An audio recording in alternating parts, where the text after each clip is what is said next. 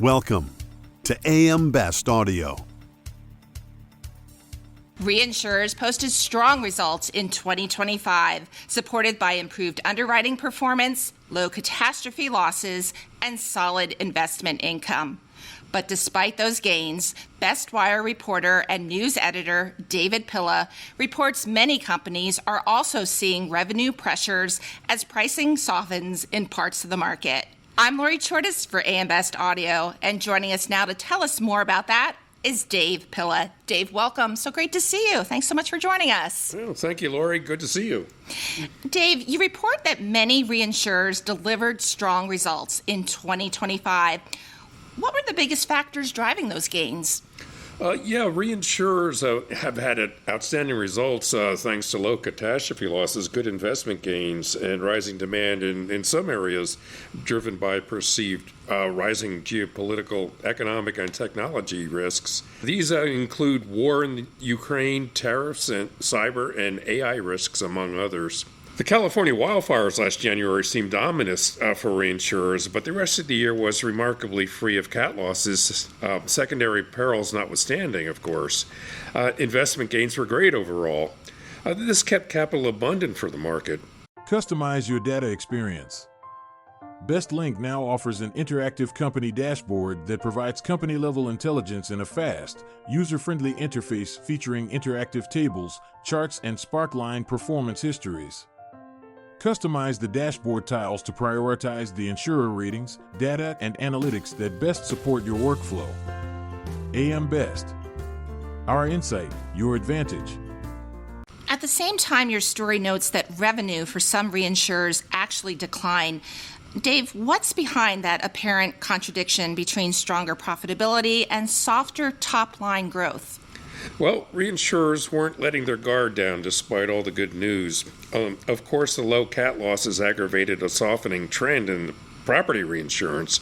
The dominant reinsurers say they would walk away from business that didn't meet their return requirements, and they meant it. They held firm on terms and conditions and left the table when rates didn't measure up. Now, property isn't universally negative. Reinsurers such as Renaissance Re see good pockets in that area. In casualty and specialty lines, reinsurers remained cautious in some areas and walked away from business that wasn't adequately priced. Cyber and financial lines in the U.S. are not there. Pricing conditions seem to be shifting in parts of the reinsurance market. What are executives telling you about the current pricing environment? Well, conditions in casualty and specialty lines are mixed. Reinsurers see good growth opportunities in certain casualty lines, although U.S. liability warrants caution, with social inflation still a concern in areas such as financial lines and commercial auto. In some cases, reinsurers see better prospects in Europe and Asia than in the United States. Cyber is an example. Reinsurer appetites vary in specialty lines, such as marine, aviation, and political risk. But even with war in Ukraine and the Middle East, adequate rates in some cases can be found.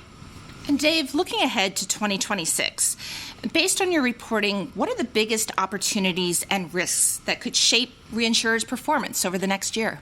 Risks are rising in some specialty lines exposed to geopolitical risks. Staying tuned to the news, the changes are almost daily. I've heard a number of reinsurers say the heightened risks can bring opportunities if managed well.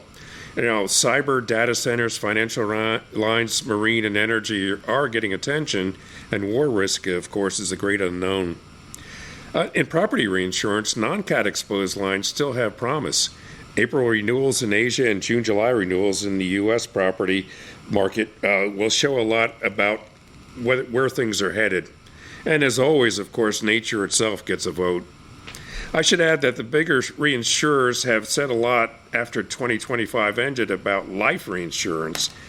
Swiss Re, Munich Re, and SCOR all took actions to improve their life re operations in 2025, and all say that the segment is profitable and a valuable non-correlated asset along with PC. Pure play life reinsurer RGA had a good year in 2025 and is optimistic as it recently announced it is getting rid of group health business after repricing actions.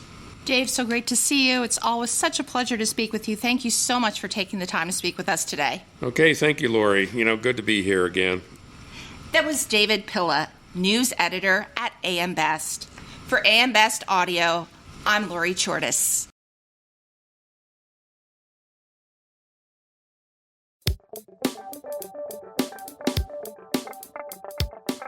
Looking to get the full attention of the insurance industry? We have the platforms that will do just that. Whether it be AM Best TV, AM Best Audio, Best Review Magazine, or Best Day. Find out more by calling AM Best Advertising Sales at 908-439-2200, extension 5399, and have a great day.